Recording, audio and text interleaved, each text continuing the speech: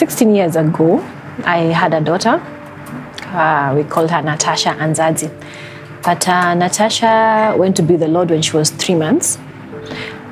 To date, I have never known what happened to my daughter, because when I gave birth to my daughter, my mom did take her away because I was doing secretary. I had exams, Pitman examinations that I was doing. So she was like, let me take the baby home so at least you're able to concentrate and stuff. So she went to be with my mom. And she was to come back actually after a month. But then I was like, Mother, let me hustle kiasi, see after all this paperwork, if I can be able to get something. So the process of hustling and waiting for her to come, miezi naisha. So actually the night she died was like the night they were supposed to wake up the following day in the morning and come to Nairobi. And she woke up at night, very healthy baby, because my mom kept showing me her clinic card. Because you know now as a mother, because she had the child, I think she kept feeling like maybe my daughter feels like I didn't take care of my grandchild. But her chart was beautiful, considering the fact that she was not breastfeeding. So it was awesome. So she just woke up at night, and the one thing that stood out, my mom keeps saying that she never used to pass stool in the night. But this particular night she woke up and she passed stool. And my mom says, I remember talking to her and asking her, hey, Anzazi, what do you want to show us this night? Why are you now in Swahili? Wataka kutuonyesha nini lakini? Mbona leo umekunya na usiku huu? Why usiniletee mashaka mimi? And you know how you talk to a child just generally. So she went, when she came back, she was seeing like, normally, you know, when she has her napkin, she had her napkin removed, she would be all jiggly and everything, but she was just still. So my mother was like, hey, what's wrong with this? What's wrong with the baby? So she was like, maybe she's fallen back to sleep. But akina kumshika anamfeel, hana life, hana nguvu. So she panicked. So she lifted up the baby and she was, Anzazi, Anzazi, Anzazi. And so it's like, according to her, she says, it's like the baby came back to life. You know, I can't tell because I wasn't there. And then she just smiled at my mom, and then now she passed out. And now that's how she died. So having been the first child and me not knowing what else to do and where to go, and I think also resources at that particular point in time, they decided to bury her like immediately. So I never got to understand what had really happened. They were only able to preserve her kinyumbani for me to be able to get home and attend the burial. At some point, my son kept asking me, you people, you talk about Natasha. Who is Natasha? I remember he was 5 years, I think 6.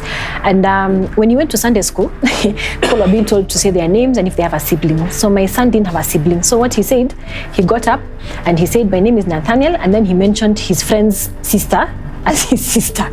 So after church, he tells me, Mom, you know, today I lied in church. So I asked why. He said, you know, people were asking about, teacher said, we talk about our siblings. And everyone stood up and talked about their siblings. And me, I didn't have any sibling to talk about. So I just mentioned, he mentioned his friend's sisters. So I told him, no, you have a sister, but she died. And her name is Natasha. So from that time, we started talking about her a lot. Even for me, I think it's a nice thing. So we decided that we'd always talk about her. And now he knows that he had a sister who passed away. In a way, it has helped me, I must say. How can I say? I think during that time, I really never mourned my daughter because I was young and I didn't have the time to. But now I do. I actually keep wondering, but now I do it in the better, like I keep wondering what would she be like now, seeing how my son turned out.